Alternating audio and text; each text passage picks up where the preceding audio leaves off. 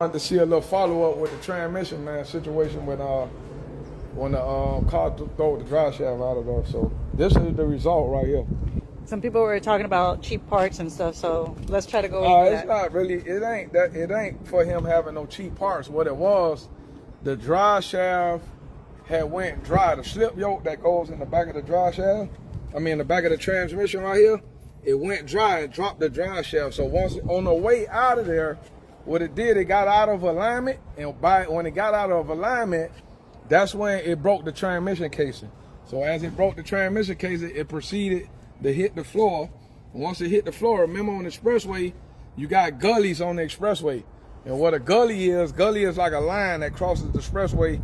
I don't know how to explain. The concrete guys know that, but the gully, once that drive shaft drop and it get caught in the gully, and what is that? That's the split inside the the expressway. When you ride across the expressway, it got splits in it. They call them gullies. So the drive shaft got caught on that, got hung up, and that's when the drive shaft proceeded to get tangled all up under the car and break. But it had broke the transmission on the way out. You get what I'm saying? So when it's a transmission like this, is there anything that could be saved? Yes. So you guys will look at this right here and think, oh, it's a piece of junk right now. No, it still have some good parts inside that the transmission shop will use. You get what I'm saying? Will they tell you? No.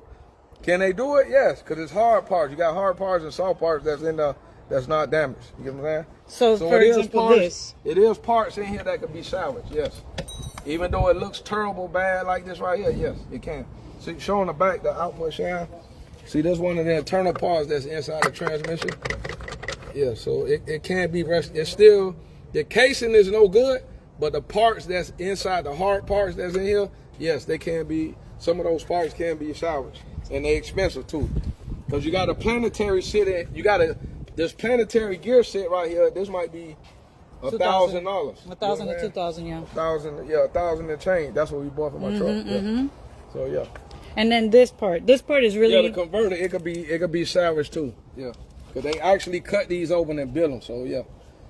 So don't give away that. No, don't give away that. No, that's not included with the core charge. The core charge is just this part, from the tail shaft to the input shaft.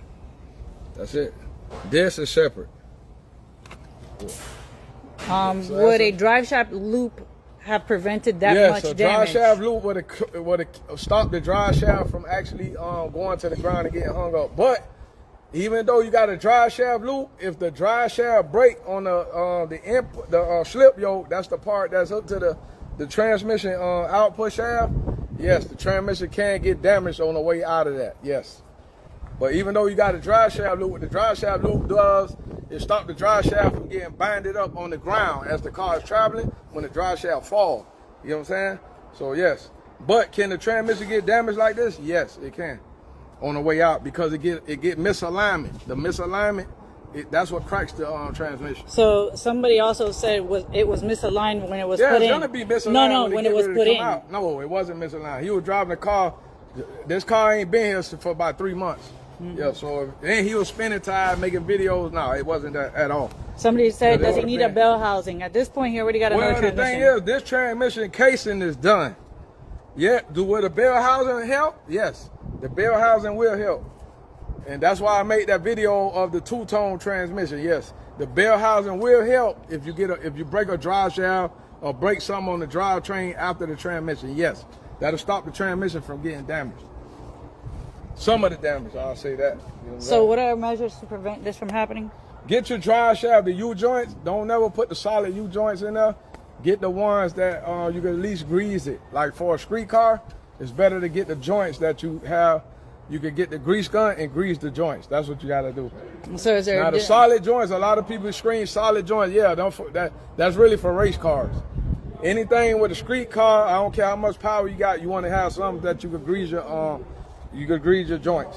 So what is the basic one that everybody uses most of the time? Well, you got some people, they build and say they got different theories in their head that don't make no sense. Like me, a street car, I don't care how much power it got. I'm gonna have mine so when I change my oil, I can grease my stuff up. You get what I'm saying? That way the endurance of it, that mean the longevity of it, it'll still be you don't have to worry about it, failing. So this was a failing situation, right? So are there some that valves are connected to it and you could just connect and just grease it up like that, or is it a certain way? It's a little. What happened? They got the solid ones. The solid ones that you can't grease. Now the ones that got the greasable ones, yes, they got a grease gun. They got a gun you can attach to it, and it shoots grease in there. So it keeps it from being metal to metal. When it's metal to metal, the metal is going to eat up, and then this was going to happen. Yeah.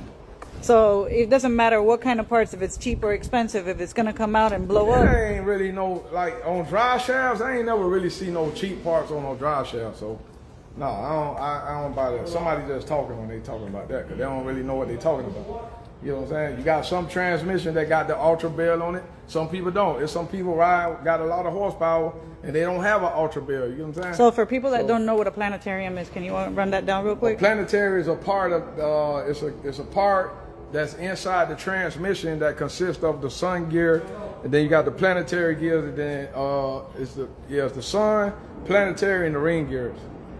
Yeah. So what was a mishap that you had with the planetary that it got hung up? Well, the planetary, when it locks up, it locks the whole vehicle up, and that can happen. That's how strong it is. It don't care how much power the vehicle got.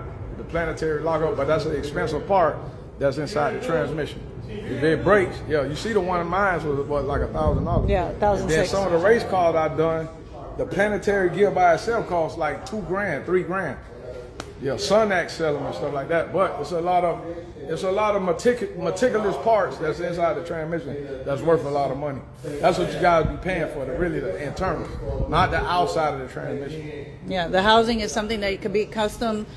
Yeah, the housing could be customized with the bell housing. Like I told you, it's a two-piece. Like if you look at this one right here, this is one piece.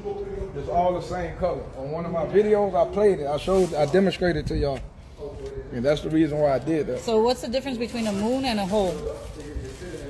Well, the moon and a hole, this is a half. Right here, the moon is the one that goes around, that got the bell housing part that goes around like this. This is a half moon.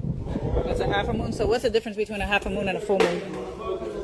One is a half and one is a full. No, but I'm saying in reference to fitting. I know, right? In reference to fitting and stuff. Well, the thing is, the half a moon, it requires less clearance between the firewall and the back of the what's called. Okay, so people that don't know what a firewall is. Yeah, the firewall is that's like the engine bay of the car. Well, the firewall is actually where your feet rest at inside the car. On the other side, that's the engine bay. That's the firewall. Okay. Anything else that you want to go ahead and touch base on with this?